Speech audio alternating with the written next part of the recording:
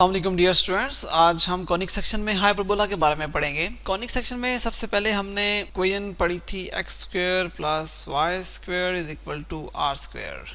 ये हमारे पास सर्कल की इक्वेशन थी जिसमें तमाम पॉइंट्स का डिस्टेंस सेंटर से बराबर था। इसको हम ऐसे भी लिख सकते हैं x square over r square plus y square over r square is equal to 1। उसके बाद हमने एलिप्स के बारे में पढ़ा which is x square over a square plus y square over b square is equal to 1। ये हमने a square और बी स्क्वायर आर स्क्वायर की जगह पे इसलिए लिखा कि यहाँ पर हमारे पास जो डिस्टेंस था रेडियस का एक्स एक्सिस में और रेडियस हमारे पास जो वाई एक्सिस में था वो दोनों डिफरेंट थे, और इसमें ज़रूरी नहीं है कि हमारे पास तमाम पॉइंट्स का डिस्टेंस सेंटर से बराबर हो। तो this a in some cases is greater than b, this a in some cases is less than b। तो ये हमारे पास एलिप्स की इक्वेशन थी। अब अगर इसी इक्वेशन को ऐसे लिखते हैं कि x square over a square minus y square over b square is equal to 1, या फिर इसको लिखते हैं कि minus x square over a square plus y square over b square is equal to 1, तो ये दोनों इक्वेशन हमारे पास हाइपरबोला की इक्वेशन बन जाएंगी। एलिप्स की डेफिनेशन में हमने ये देखा था कि अगर हम एलिप्स ड्रा करते हैं और and we have a major axis, तो हमें दो स्पेशल पॉइंट्स मिल जाते थे जिन्हें हमने फोसाई कहा था, एक को F1 और एक को F2। और हमने कहा था कि अगर हम एलिप्स के ऊपर कोई भी पॉइंट ले लें, लेट्स से हम यहाँ पर पॉइंट ले लेते हैं, तो इस पॉइंट का जो डिस्टेंस है F2 से उसको हम अगर D1 कह लें, और इस पॉइंट का जो डिस्टेंस है F1 से उसको हम D2 कह लें, इनका सम हमेशा एक कांस्टेंट होगा जो कि ऑलवेज इक्वल टू 2a होगा। ये पॉइंट हम कहीं भी ले सकते हैं, लेट्स से हम इधर पॉइंट लेते थे, तो इसका जो डिस्टेंस F2 से और इसका जो डिस्टेंस F1 से है इसको हम D3 कह लेते हैं, इसको D4। तो this D3 plus D4 is always equal to 2a। ये केस हमारे पास एलिप्स की सूरत में था। अब हाइपरबोला में हम देखते हैं कि सबसे पहले हम इसके एक्सिस ड्रा कर लेते हैं। ये हमारे पास वर्टिकल एक्सिस, ये हमारे पास हॉरिजॉन्टल एक्सिस आ गए। According to the equation of hyperbola हमारे पास which is x square over a square minus y square over b square is equal to 1 है। a रेडियस है हमारे पास x एक्सिस पे और b रेडियस है हमारे पास y एक्सिस में। तो दैट मीन कि जो हमारे पास a रेडियस है वो x एक्सिस के ऊपर है, लेट्स से वो यहाँ पर है, तो ये इसका कोऑर्डिनेट होगा हमारे पास a 0 और on the left side it is minus a 0, और b हमारे पास y एक्सिस पे है, तो लेट्स से हमारे पास जो b है वो 0b और on this side it is 0 minus b। इन तमाम पॉइंट्स को हम अगर इस तरह से मिलाएं कि हमें इसकी एक रेक्टेंगल बन जाए लाइक दिस, और जो लाइन इनके डायगोनल में से पास कर रही होगी विच इज़ लाइक, तो ये लाइन्स हमारे हाइपरबोला के असिम्प्टोट्स होंगे, और ये हमारे पास जो पॉइंट्स हैं एक्स एक्सिस के ऊपर और वाई एक्सिस के ऊपर ये हमारे पास हाइपरबोला के वर्टेक्स होंगे। इससे अगर हम हाइपरबोला की शेप बनाएं जो कि एसिम्प्टोट्स के साथ मूव कर रही है विदाउट टचिंग इट, और इस तरफ भी ये एसिम्प्टोट्स के साथ मूव करेगी but without touching it. On the right side एक ऐसी ही शेप जो कि एसिम्प्टोट्स के साथ आगे मूव कर रही है बट उसको टच नहीं कर रही, और ये बिल्कुल करीब है इसके, लेकिन ये इसको टच किए बगैर आगे बढ़ रही है।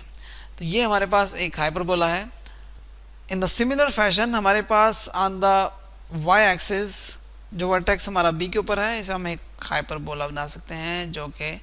सिमिलरली एसिम्प्टोट्स के साथ मूव कर रहा है विदाउट टचिंग इट, और इस तरफ भी ये एसिम्प्टोट्स के साथ साथ मूव कर रहा है बट विदाउट टचिंग इट। तो ये हमारे पास यहाँ पर दो किस्म के हाइपरबोला बन रहे हैं, एक ये ब्लू कलर में और एक ये ग्रीन कलर में। जैसा कि हमने एलिप्स की डेफिनेशन में देखा था कि हमें दो ऐसे पॉइंट्स मिल जाते हैं जिनसे एलिप्स के किसी भी पॉइंट्स के डिस्टेंस का सम हमेशा एक कांस्टेंट नंबर होगा विच इज़ 2a। इसी तरह हमें हाइपरबोला के मेजर एक्सिस के ऊपर दो पॉइंट्स ऐसे मिल जाएंगे जिनसे हाइपरबोला के किसी भी पॉइंट्स के डिस्टेंस का जो डिफरेंस है वो एक कांस्टेंट होगा। लेट्स सी हम ये कहते हैं कि हमें यहाँ पर कोई पॉइंट मिला है, तो इस पॉइंट से इस फोकस का इसको हम F1 कह लेते हैं और इसको हम F2 कह लेते हैं। तो distance of this point from F1 and distance of this point from F2, अगर हम इसको D1 कह लें और इसको D2 कह लें, तो दिस D1 माइनस D2 का मॉड, चूँकि ये हमें हमेशा पॉजिटिव चाहिए, this is equal to 2a। अगर आप कोई पॉइंट भी ले लें इस हाइपरबोला के ऊपर, यहाँ पर पॉइंट ले लेते हैं, तो इसका जो डिस्टेंस है F2 से और इस पॉइंट का जो डिस्टेंस है F1 से, वो अगेन हमारे पास, अगर हम इसको D3 कह लेते हैं और इसको D4 कह लेते हैं, तो ये हमारे पास D3 माइनस D4 का मॉड इक्वल टू 2a होगा ऑलवेज। इस पॉइंट के कोऑर्डिनेट्स अगर हमारे पास माइनस C0 हैं और इस पॉइंट के कोऑर्डिनेट्स हमारे पास C0 हैं, दैट मीन के सेंटर से इस पॉइंट का डिस्टेंस हमारे पास C है। हमने एलिप्स के केस में देखा कि सेंटर से जो फोकस के पॉइंट्स का डिस्टेंस अगर हम f लेते थे तो वो हमारे पास a square minus b square square root आता था,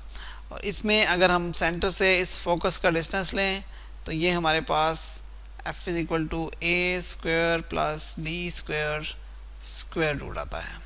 अब हम ये देखते हैं कि पैराबोला की इक्वेशन कैसे ड्राइव की जाती है। अगर हमारे पास ये पैराबोला है and this is the origin, और ये पॉइंट्स हमारे पास वर्टेक्स हैं, this is a0 and this point is minus a0, और ये हमारे पास फोकस पॉइंट्स हैं which is f1 and f2। इसके कोऑर्डिनेट्स हमारे पास C0 और इसके कोऑर्डिनेट हमारे पास माइनस C0 हैं, और हम यहाँ पर कोई पॉइंट ले लेते हैं, तो इस पॉइंट से F2 का डिस्टेंस और इस पॉइंट से F1 का जो डिस्टेंस है, इनका डिफरेंस हमेशा एक कांस्टेंट होगा, और इस पॉइंट को हम कह लेते हैं कि ये हमारे पास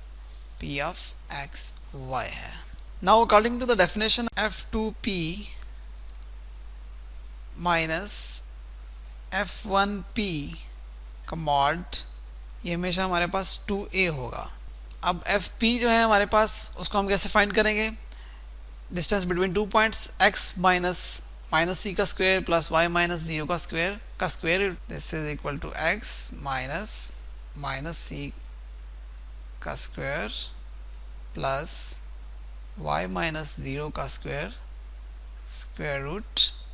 माइनस, और F1P का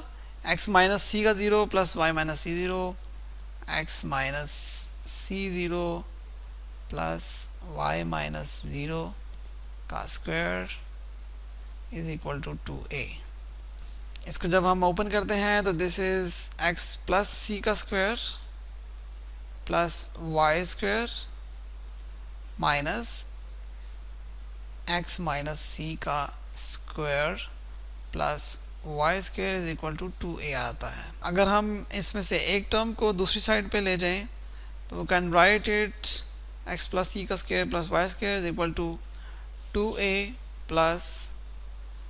x माइनस c का स्क्वायर प्लस y स्क्वायर। अब अगर हम दोनों साइड पे इसका स्क्वायर ले लें तो this is x plus c का स्क्वायर प्लस y स्क्वायर, इनका अगर हम स्क्वायर ले लें तो this become x plus c का स्क्वायर प्लस y स्क्वायर, ये स्क्वायर उसके रूट से कैंसिल हो जाएगा, और यहाँ पे आ जाएगा 4a स्क्वायर